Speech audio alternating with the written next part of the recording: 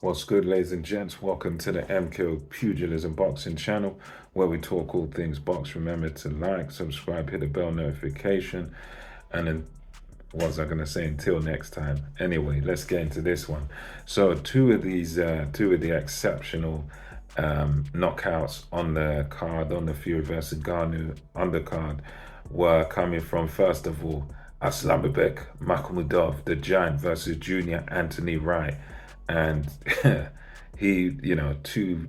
was a first round demolition job by Makhmudov. I mean, he's one of those guys that he fights like he looks. He just looks menacing. He just looks like an absolute beast, absolute giant. And it didn't take him long at all. I mean, Junior Anthony Wright, he's a cruiserweight, isn't he?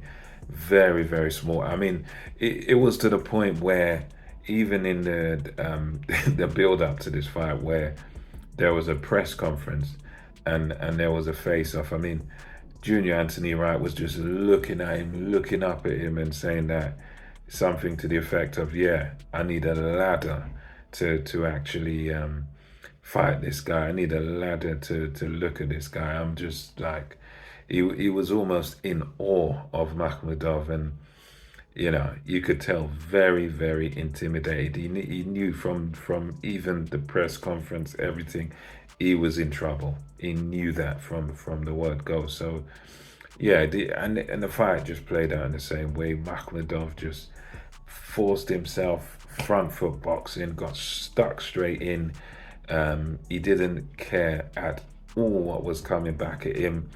He just went forward, and it was just bombs away, power shots from the word go, hooks, left, right hook, everything. He just threw the kitchen sink. He was still technically quite sound, aware of what was coming back. There was little upper body movement, but he pretty much just walked straight through Junior Anthony Wright and just bashed him to pieces. It was like every punch that landed just shook up Anthony Wright. He's very, very dangerous, man, and ended it with barely, what was it, barely a minute and a half into the round. It was all over. He put him down. Junior Anthony Wright got up, and he tried to continue, but you could tell that after that knockdown, he didn't know where he was. Makhmudov comes back in and just takes him out, again. So it was, again, a very predictable win for Makhmudov. I mean, this guy was far too small, too easy. It was just, again, a sort of practice for him, no, more or less like a punching bag, pretty much, and not a very durable punching bag. And yeah, Makhmudov just took him to pieces. And the same sort of thing happened with Moses Itauma. Moses Itauma done it a bit more skillfully against this guy, Hungarian guy, Baratov, I believe his name was. I think it's Istanvov or something like that. I think it's Istanvov Baratov. I know I could be mispronouncing his name. But yeah, again, Itauma, very, very good work. Again, I think it took him about, a minute and 10 seconds to a minute and a half, somewhere. It was a similar sort of finishing time to Makhmudov. Very impressive performance by Moses Itauma. Used the southpaw stance, but he used it aggressively.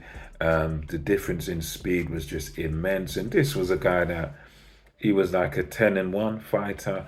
Admittedly, from what I understand on his record, he had a loss to a journeyman. So the Hungarian guy wasn't really anything that great, but he's still 10-1. He's not like a journeyman with 100 losses or whatever.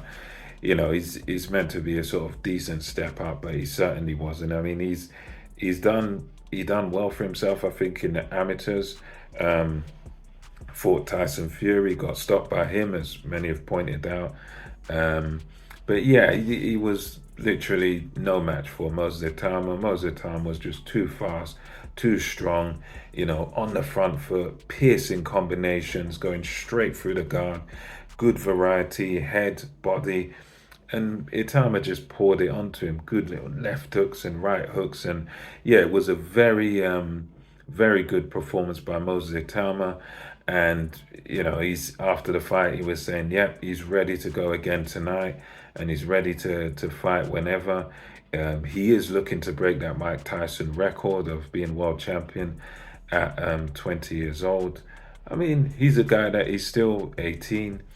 He's had a few fights. I think he's had about, I don't know, about seven by now, 6, 7 fights. So, yeah, if they could get him out before the end of the year, maybe once or twice, I think he's definitely got the pedigree to be up there, maybe competitive with the right step ups. It's a possibility. I think the jury's still out on it, whether he can do it, because there's a lot of politics in boxing and stuff. But as far as having the sort of raw talent to win a world title, I think the raw talent is there. It just needs the right fights at the right time and that steady progress. And he may be able to. I mean, I'd love to see him do it.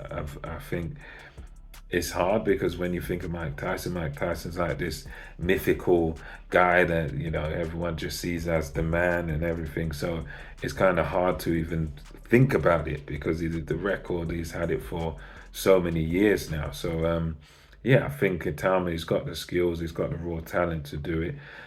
Very impressive performance. There wasn't much resistance or competition there for him, but at the end of the day, he got rid of the guy in front of him, and congratulations to him, and of course to Makhmudov. For Makhmudov, I'd like to see Makhmudov against someone like a Martin Bakole, someone of that level, some other guy in the top 10.